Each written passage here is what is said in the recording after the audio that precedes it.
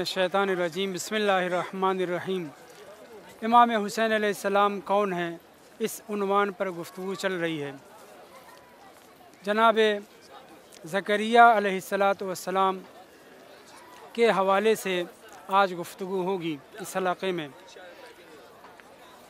इस वाक़े को करने से पहले किस किताब में नक़ल हुआ है और कैसे नक़ल हुआ है, इसके ऊपर गुफ्तगू करना चाहता हूँ।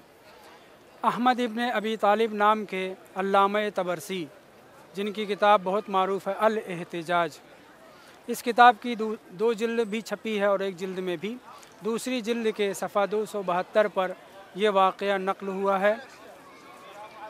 इमाम हसन अस्करी अलैहिस्सलाम के एक मोतबर सहाबी जो बुज़ुर्ग आलिम भी थे, मुहद्दिस भी थे और रईसुल कुम्मीयीन के नाम से उन्हें याद किया जाता है, जनाब अहमद इब्न इसहाक़ और साद बिन अब्दुल्लाह अशअरी।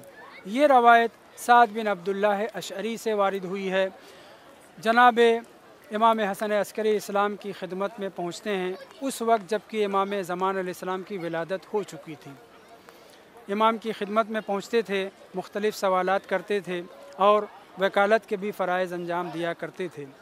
वो वकालत ख़ासा नहीं जो नुवाब अरबा के लिए नहीं, दूसरे उमूर जो इमाम और इमामत से मुतालिक होते थे वो अंजाम देते थे, क्योंकि इमाम हसन अस्करी इस्लाम के ज़माने में आपके बहुत से वकला और नाइबीन थे।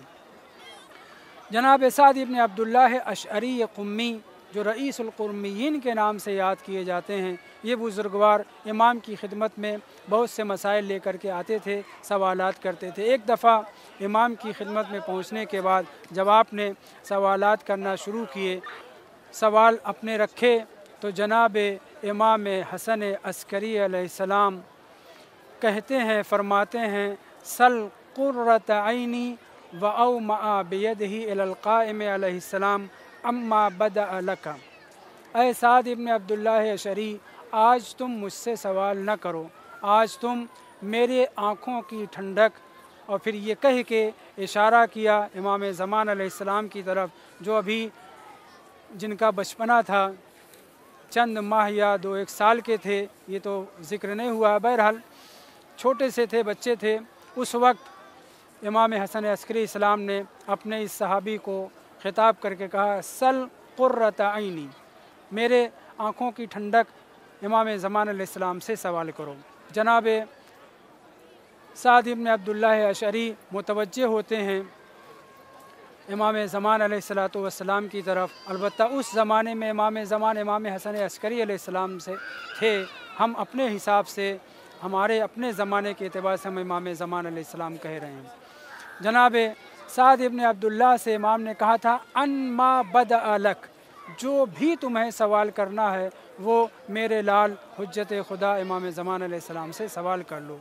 ये उन्वान, ये ख़िताब कि जो चाहो पूछ लो, ये सिर्फ़ अहले बैत को ज़ेबा देता है, जिसकी अव्वलीन फ़र्द इमाम अमीरुल मोमिनीन अलैहिस्सलाम ने मुतअद्दिद मरतबा सलूनी का दावा किया था और उसे सच कर दिखाया, और उन्हीं की औलाद में इमाम सादिक अलैहिस्सलाम ने भी और दीगर अइम्मा ताहिरीन ने भी इसी तरह से कहा है, सल मा बद अलक, जो तुम्हारा दिल चाहे पूछ लो। आज इमाम अस्करी अलैहिस्सलाम अपने बेटे की तरफ इर्जा देते हुए फरमा रहे हैं कि तुम मेरे बच्चे से, मेरे बेटे से जो दिल चाहे पूछ लो।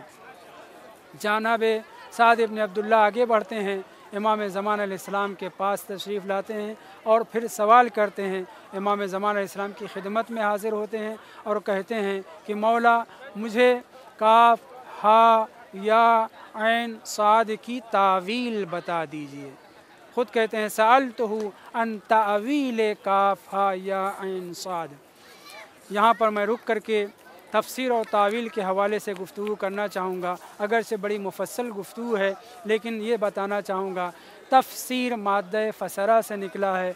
फसरा के माने है पर्दा उठाना, किसी चीज़ को हटा करके उसके अंदर क्या चीज़ है उसको देखना। लेकिन तावील औल से है बरगश और पलटने से माना रखता है, जिसका मतलब यह है कि ये चीज़ आयत के अंदर बज़ाहिर मौजूद नहीं है, तफसीर की तरह से नहीं है, बल्कि ये वो حقیقی معنی یہ وہ اندرونی معنی ہے جس کا علم یا خدا کو ہے یا راسخون فی العلم کو ہے، جس کا قرآن نے خود تذکرہ کیا ہے، ما یعلم تعویلہ الا اللہ والراسخون فی العلم، کہ خدا جانتا ہے یا راسخون فی العلم جانتے ہیں کہ قرآن کی آیتوں کی تعویل کیا ہے۔ لہٰذا جناب سعد بن عبداللہ نے جب کاف ہا یا عین صاد کی تعویل پوچھی، تفسیر نہیں، تو امام نے فرمایا ہذہ الحروف من انباء الغیب، اے سعد یہ حروف بظاہر حروف ہیں لیکن یہ رمز ہیں، ایک پورے واقعے کو بیان کرنے کے لیے ایک پیشین گوئی ہوئی تھی، اور اس واقعے کو بیان کیا گیا تھا جناب زکریا علیہ السلام سے۔ اور پھر اس کے بعد امام زمان علیہ السلام جناب سعد بن عبداللہ سے اس کی تفسیر اور تعویل بیان کرنا چاہتے ہیں، لیکن چونکہ گفتگو طولانی ہو جائے گی لہٰذا صرف اسی سوال کے اوپر اکتفا کرتے ہوئے اس کی تفصیلات بعد میں ہم ذکر کریں گے کہ جب جناب سعد نے پوچھا تو پہلے امام نے جواب نہیں دیا، بلکہ یہ فرمایا کہ یہ حروف غیب کی خبریں ہیں، اور ہم آپ جانتے ہیں کہ غیب کی خبریں بس وہی دے سکتا ہے جس سے خداوند متعال راضی اور خوشنود ہے۔ قرآن مجید کا دعویٰ ہے، اعلان ہے کہ خداوند متعال غیب کی باتیں، غیب کی تعلیم بس انہیں دیتا ہے جن کو اس نے مرتضیٰ اور اپنا رسول انتخاب کیا ہے۔ بہرحال جناب سعد کے سوال کے اوپر امام پہلے یہ بیان کرتے ہیں کہ یہ وہ بات ہے، یہ وہ تعویل ہے جس کو پہلے حضرت زکریا سے بیان کیا گیا، پھر اس کے بعد وقصھا علی نبیہ محمد صلی اللہ علیہ وآلہ وسلم، پھر اس کے بعد اس کے اختصار کو، رمز کو داستان کے طور پہ، واقعے کے طور پر قرآن میں ودیت کیا گیا اور پیغمبر اسلام حضرت محمد مصطفیٰ صلی اللہ علیہ وآلہ وسلم کے سامنے بیان کیا گیا، اور پھر امام زمان علیہ السلام اس رمز کو جو ان حروف میں موجود ہے اس کو بیان کرنا شروع کیا۔ فرماتے ہیں